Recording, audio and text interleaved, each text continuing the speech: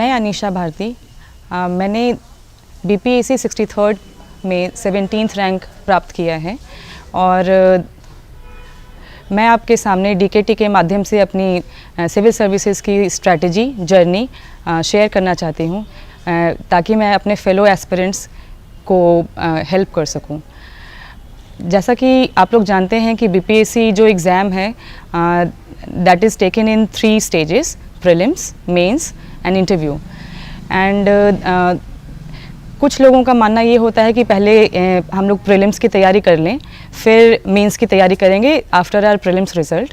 लेकिन मेरा ये मानना है कि prelims, mains and interview all 3 are should be taken in an integrated form and इन तीनों की तैयारी एक ही साथ होनी चाहिए। BPSC के रिज़ल्ट के पहले CDPO का एग्ज़ाम, उसमें मैंने 5th रैंक हासिल किया है। दोनों exams a type of similar pattern पे थे, तो it helped me a lot. And before this I was preparing for civil services examination for conducted by UPSC.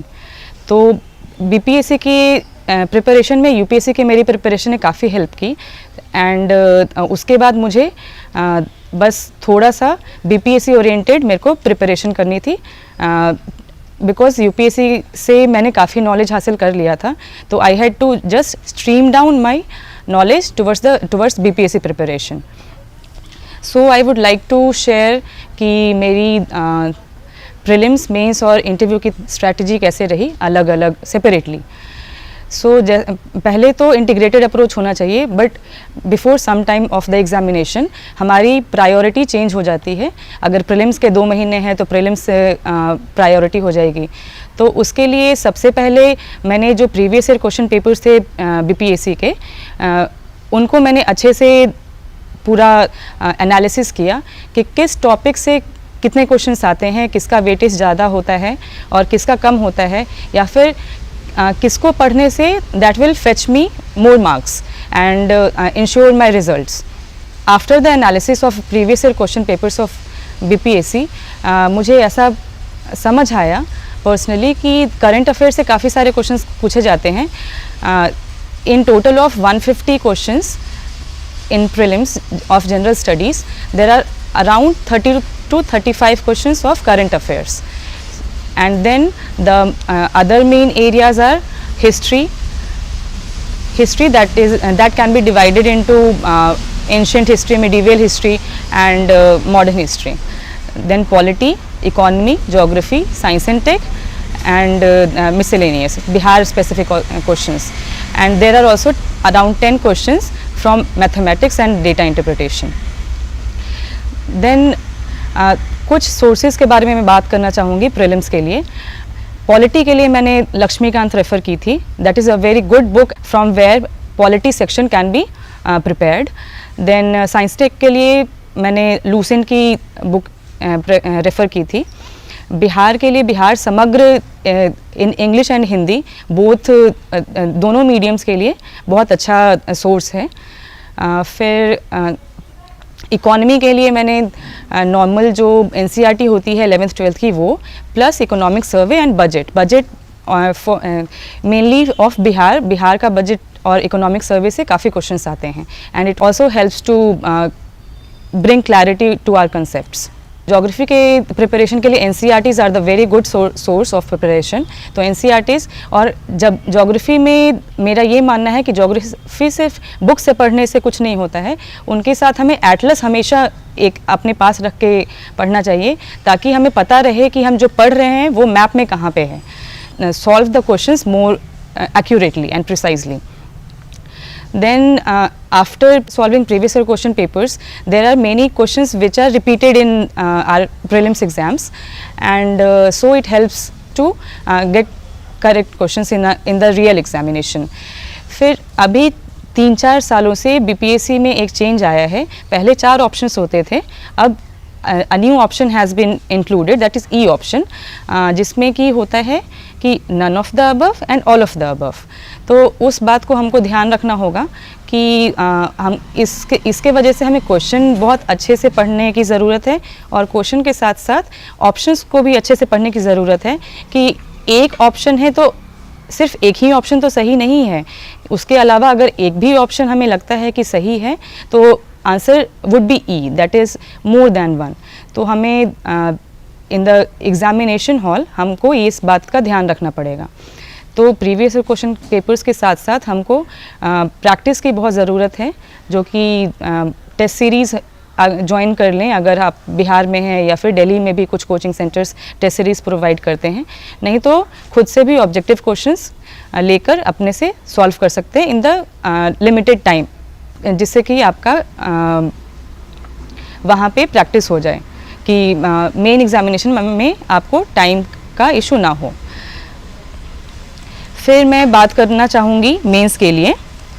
Mains में हमारे पास फर्स्ट पेपर होता है Hindi paper, that is of 100 marks and that is qualifying. वो आपका merit list में आने में help नहीं करता है, लेकिन वो मेरिट लिस्ट में मार्क्स नहीं जुड़ते हैं, लेकिन वो हेल्प करता है आपको क्वालिफाई वो करने में। तो मिनिमम नॉलेज होना चाहिए आपको हिंदी की, that will suffice the need of the examination.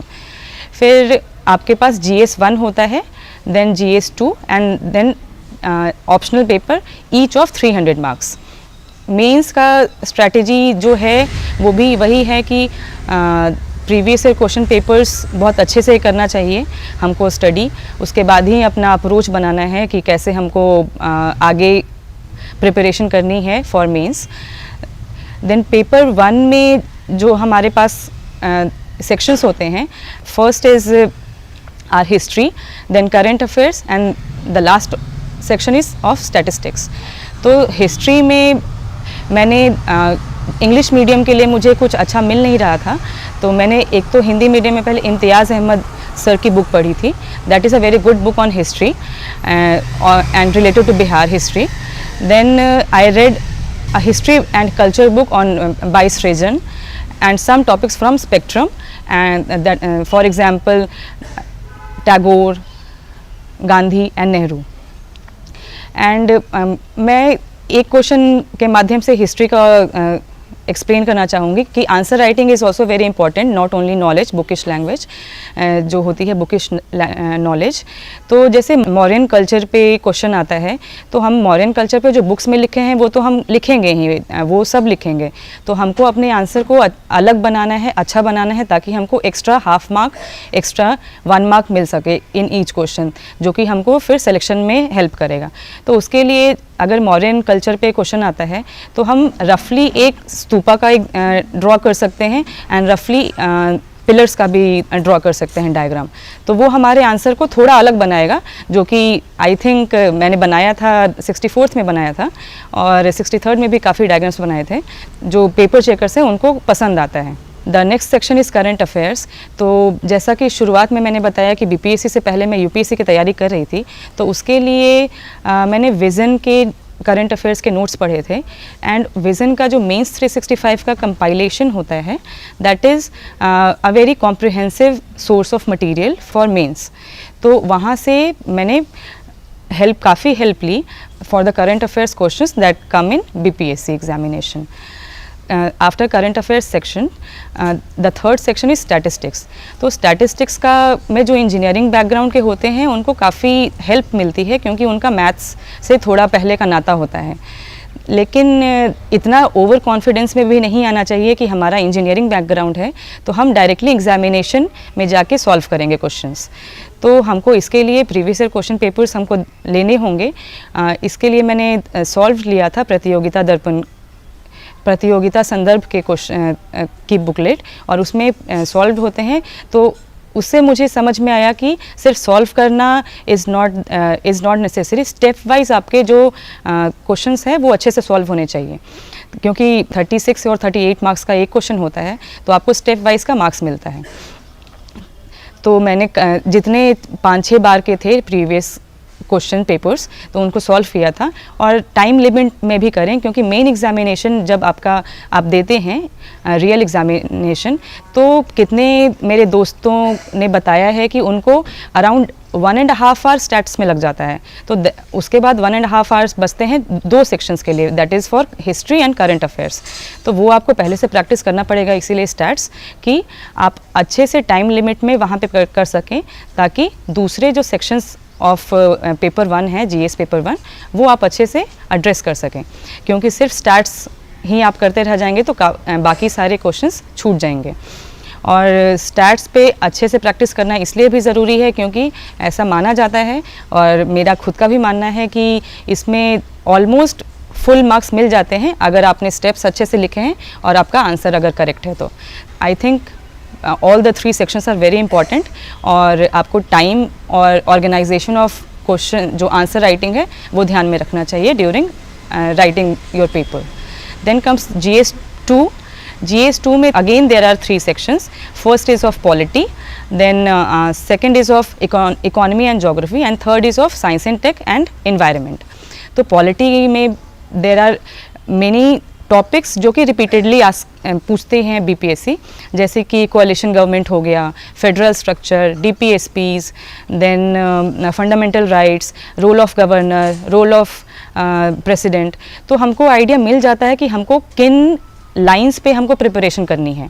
तो आप अपने खुद के नोट्स बना सकते हैं, that will help you in preparation. And main examination में भी अगर आपके पहले से कुछ प्रिपेयर्ड है कुछ क्वेश्चंस, तो आपको हेल्प करेंगे मेन एग्जामिनेशन में टाइम मैनेज करने में। तो पॉलिटी मैंने लक्ष्मीकांत से पढ़ा था मेंस के लिए भी, तो वहाँ से ऑलमोस्ट सारी चीज़ें कवर हो गई थी, और कुछ चीज़ों के लिए विज़न की हेल्प ली थी मैंने। विज़न IAS के जो मॉड्यूल्स होते हैं उसकी हेल्प ली थी। देन एक मैं क्वेश्चन डिस्कस करना चाहूँगी, जैसे कि इलेक्शन पे क्वेश्चन पूछा है, तो हमको ध्यान रखना होगा कि सिर्फ इलेक्शन पे हम पैराग्राफ लिखते ना जाएं। उसमें जो मेन चीज़ें हैं that will make our answer more specific, more precise, वो हमको इंक्लूड करनी चाहिए। अगर इलेक्शन का क्वेश्चन है तो हमको आर्टिकल 324 इंक्लूड करना पड़ेगा। हमको इलेक्शन कमीशन ऑफ इंडिया के बारे में बात करनी पड़ेगी। जो रिकमेंडेशंस आए हैं लॉ कमीशन के, वेरियस कमिटीज़ कमीशंस के, वो हमको इंक्लूड करने पड़ेंगे अगर improvement of elections in India, अगर इलेक्टोरल रिफॉर्म्स की बात चलती है तो ये सब चीज़ें हमको ध्यान रखनी चाहिए।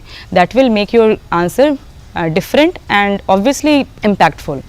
तो पॉलिटी के बाद I would like to move to economy and geography. तो इकॉनमी एंड जोग्राफ़ी में जैसे मेरा पर्सनल जो मैंने प्रिपेयर किया था, तो जो हमारे 3 सेक्टर्स ऑफ इकॉनमी होते हैं, agriculture, industry and service sector, तो वो चीज़ों का मैंने पहले से ही कॉम्प्रिहेंसिव एक नोट्स बना लिया था खुद से, बेस्ड ऑन द सोर्सेज जो कि मैंने पढ़ा था। विज़न IAS का हो गया, फिर NCERTs हो गए, उसमें से लेकर एग्रीकल्चर, इंडस्ट्री और सर्विस सेक्टर का। फिर कुछ बहुत इम्पॉर्टेंट टॉपिक्स होते हैं जैसे employment, poverty, population and economic planning जो हमारे इंडिया में हुआ है, ये सारे क्वेश्चंस। तो ये सारे क्वेश्चंस काफ़ी प्रेडिक्टेबल होते हैं based on our analysis of previous year questions. तो इस हिसाब से हमको अपने खुद के नोट्स बनाने चाहिए। Then in the end the last section of this GS paper 2 is science and technology and environment. So BPSC का बहुत जो पसंदीदा क्वेश्चन है that is nuclear energy and fears related to nuclear energy, nuclear doctrine. फिर जैसे climate change से कुछ questions, तो वो सब जो चीज़ें हैं हमको प्रिपेयर करनी चाहिए। और जितना डिज़ास्टर मैनेजमेंट है, ये सब चीज़ें हमको अच्छे से प्रिपेयर करनी चाहिए। फिर इससे हमारा साइंस एंड टेक का वो सॉल्व हो जाता है। साइंस एंड टेक का जो मैंने सोर्स यूज़ किया था दैट इज़ मेंस 365 का साइंस एंड टेक्नोलॉजी का module. That is a very good module, क्योंकि इसमें हमारे पास biotechnology, then nano technology, waste management, pollution, different type of pollution, क्या चैलेंजेस हैं इंडिया में, कैसे एड्रेस करना है, वो सारी चीज़ें दी हुई हैं। इन्वायरमेंट से रिलेटेड, डिज़ास्टर मैनेजमेंट, सब कुछ दिया हुआ है। तो that is a very good source. फिर थोड़ा सा मैं ब्रीफ में बताना चाहूँगी आंसर राइटिंग के बारे में, क्योंकि mains is all about answer writing. हम नॉलेज तो बहुत हमारे पास आ जाता है क्योंकि हम इतनी सारी किताबें पढ़ते हैं, इतने सारे नोट्स पढ़ते हैं, लेकिन उस प्रिपरेशन का जब तक हम अच्छे से उन 3 घंटों में यूज़ ना करें तो दैट इज़ नॉट वर्थ, वो हमारे लिए कोई फ़ायदेमंद होता नहीं है। तो हमको ये ध्यान रखना पड़ेगा कि जो आंसर राइटिंग है that is very important to get successful in any examination, either BPSC और यूपीएससी। तो आंसर राइटिंग के जो कुछ कोर चीज़ें होते हैं वो मैं डिस्कस करना चाहूँगी। आंसर राइटिंग में हमको एक तो कंटेंट होता है that is obviously very important. Content के बाद उस कंटेंट को हमको कैसे यूज़ करना है, वो that will make you a different candidate from others, कि आप वो उस कंटेंट को कैसे यूज़ करते हैं। मैंने भी विज़न का मेंस 365 पढ़ा, मैंने भी लक्ष्मीकांत पढ़ा, लेकिन मेरे में और कुछ दूसरे बच्चों में डिफरेंस होगा। तो वो कैसे आता है डिफरेंस, वो आप जितने भी एस्पिरेंट्स हैं उनको सीखना पड़ेगा और वही आपको सक्सेसफुल बनाएगा। तो जैसे प्रीवियस क्वेश्चन पेपर्स होते हैं तो उनसे हमको ब्रॉड जो टॉपिक्स हैं जो बीपीएससी जो पूछती है उसका हमको आइडिया हो जाता है। Unlike UPSC, BPSC does not give us a detailed syllabus. तो हमको जो मार्गदर्शक होगा हमारे प्रिपरेशन में तो वो होगा हमारा प्रीवियस क्वेश्चन पेपर्स। तो based on the previous question papers I made my self made notes जो कि ऑन एवरी टॉपिक, सब पॉलिटी में जितने टॉपिक्स थे उनका, फिर साइंस एंड टेक में जो टॉपिक्स थे उनका, इकोनॉमी ज्योग्राफी में या फिर हिस्ट्री में हो गए, सब में मैंने खुद के नोट्स भी बनाए थे जो कि मुझे काफ़ी हेल्प किए। तो it is a learning from this preparation कि सेल्फ मेड जो नोट्स होते हैं वो बहुत इंपॉर्टेंट होते हैं।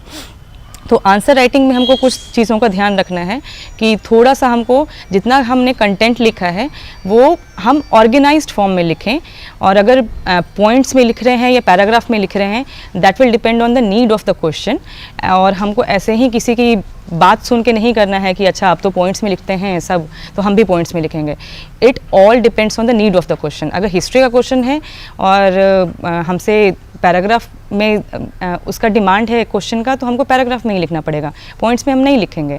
और उसके बाद थोड़ा सा ऑर्गेनाइजेशन होना चाहिए जिससे हमको हमारा पता चले कि हम इंट्रोडक्शन दे रहे हैं इन 2 lines, not more than 2 lines, कि हम 1 पेज का इंट्रोडक्शन ही दे रहे हैं किसी क्वेश्चन में। Then content obviously and conclusion should be a futuristic positive, और जो कि हमारे गवर्नमेंट डॉक्यूमेंट्स होते हैं उसमें बहुत काफ़ी अच्छे लाइन्स होते हैं। इकोनॉमिक सर्वे में हो गया तो उसमें कंक्लूजन में इतने अच्छे लाइन्स होते हैं। बिहार के इकोनॉमिक सर्वे में भी मैंने देखा है चाइल्ड डेवलपमेंट से रिलेटेड हो गया या फिर पॉवर्टी एलिविएशन से रिलेटेड हो गया, तो वो हमको एकदम अच्छे से लर्न कर लेना चाहिए ताकि हमको कंक्लूज़न लिखने में आसानी हो। देन कंक्लूज़न लिखने में कुछ और चीज़ों की हम हेल्प ले सकते हैं। हमारा प्रीएम्बल है, देन हमारा कॉन्स्टिट्यूशन में जो DPSPs हैं, फिर हमारा जो आइडियल्स ऑफ आर कॉन्स्टिट्यूशंस हैं कि हमारा सेक्युलर होना चाहिए, सोशलिस्ट होना चाहिए, इंक्लूसिव होना चाहिए, सबका जैसे कुछ हम लोग टैगलाइन भी यूज़ कर सकते हैं गवर्नमेंट के, जो सबका साथ सबका विकास, ये सब चीज़ें। देन जो सस्टेनेबल डेवलपमेंट गोल्स हैं, बिहार का जो 7 निश्चय है दैट इज़ वेरी इंपॉर्टेंट। 7 निश्चय आप कहीं भी बहुत अच्छे से यूज़ कर सकते हैं, आपका आंसर बहुत अच्छा बन सकता है।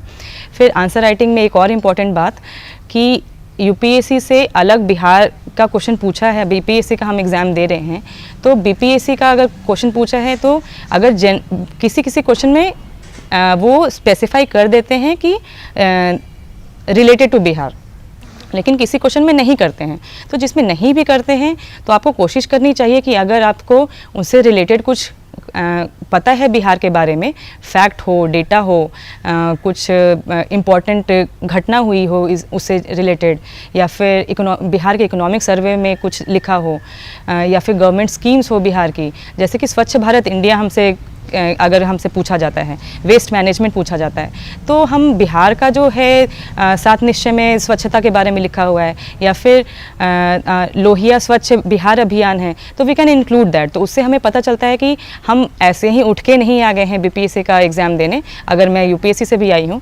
तो यूपीएससी का प्रिपरेशन करते हुए भी आई हूँ, तो हम इससे पता चलता है कि हमको बिहार के जो एडमिनिस्ट्रेशन और गवर्नमेंट की जो नीतियाँ पॉलिसीज़ हैं उसके बारे में भी अच्छी नॉलेज है, तो वो अच्छा इम्प्रेशन देता है ऑन द पेपर जो चेक करने वाले हैं एग्जामिनर्स।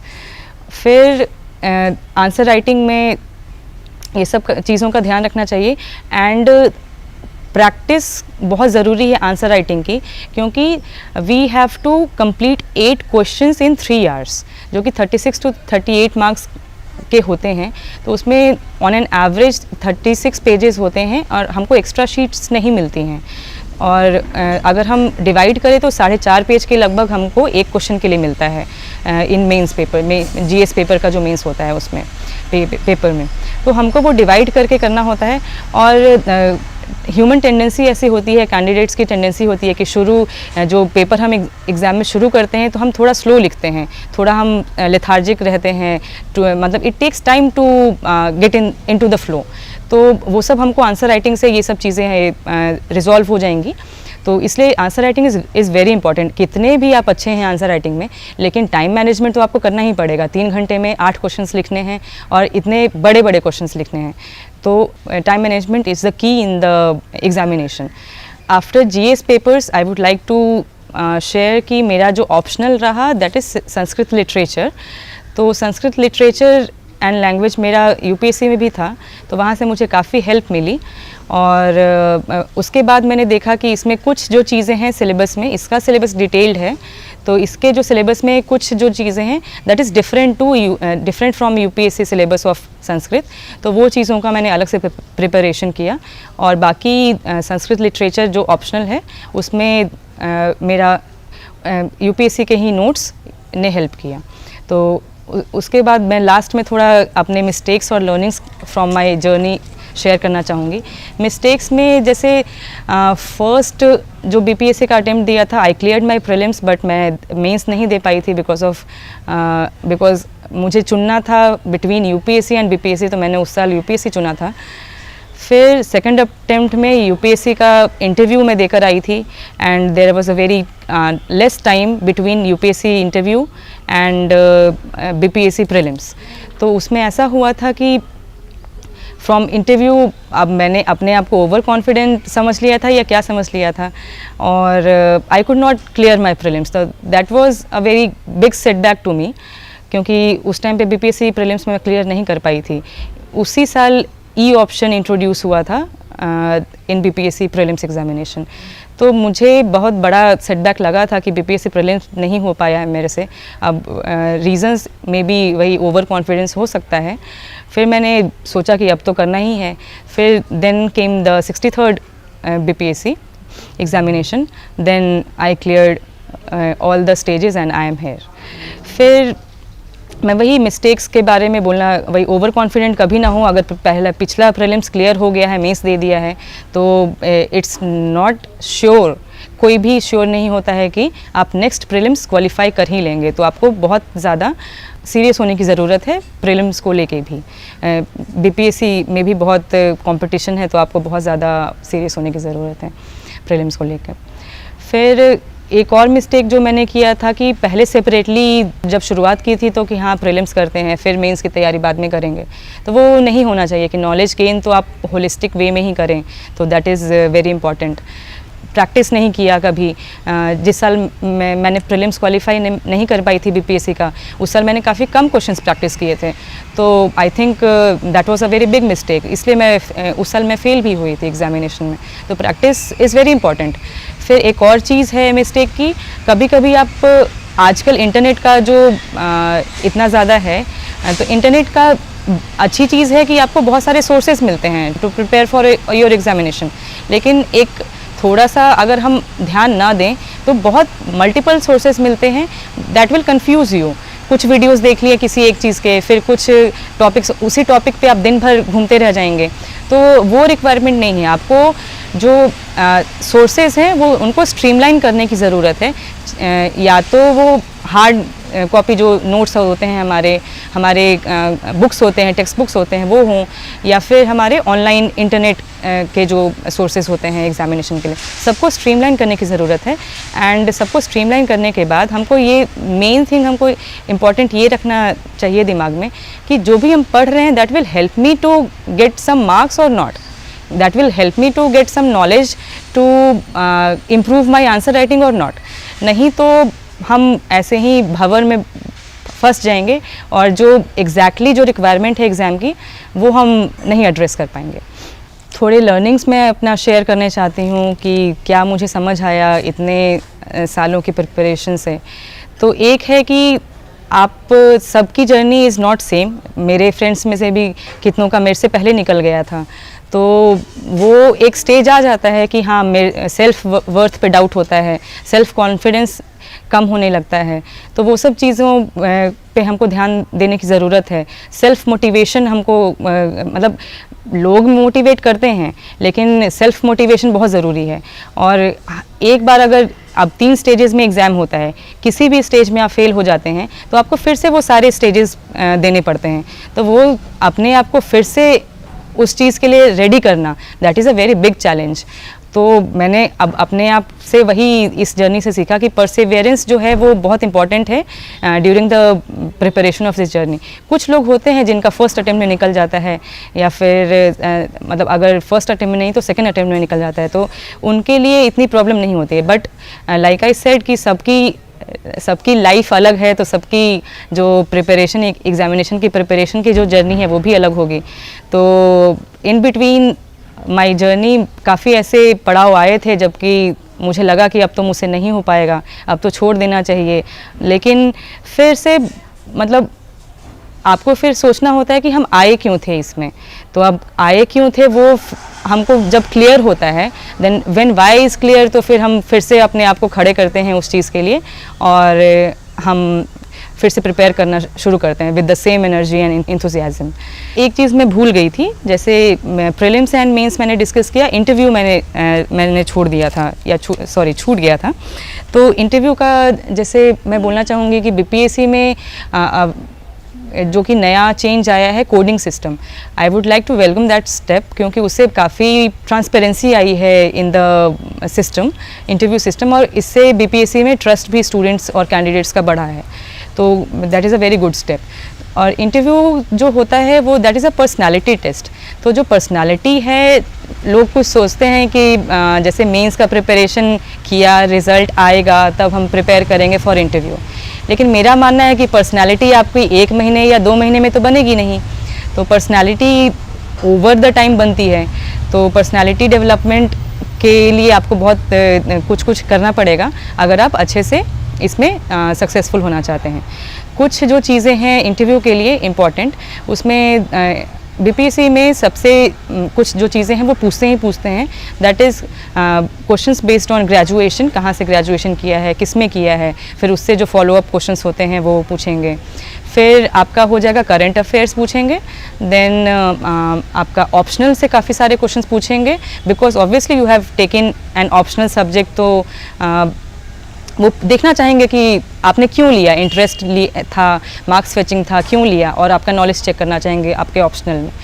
फिर बेस सम क्वेश्चंस जो कि बहुत जनरल होते हैं, जो पूछते हैं आप क्यों आना चाहते हैं सर्विस में। तो मतलब इंटरव्यू प्रिपरेशन में एक तो हो गया कंटेंट आपको बिल्डअप करना पड़ता है, और कुछ जो क्वेश्चंस पहले से आपको पता है वो आप प्रिपेयर कर सकते हैं। कभी कभी उनका मन करा तो फिर हॉबी भी पूछ सकते हैं। यूपीएससी की तरह यहाँ पे डिटेल्ड एप्लीकेशन फॉर्म तो नहीं होता है, लेकिन वही है कि ड्यूरिंग द इंटरव्यू उनका मन करेगा तो वो हॉबी पूछ सकते हैं।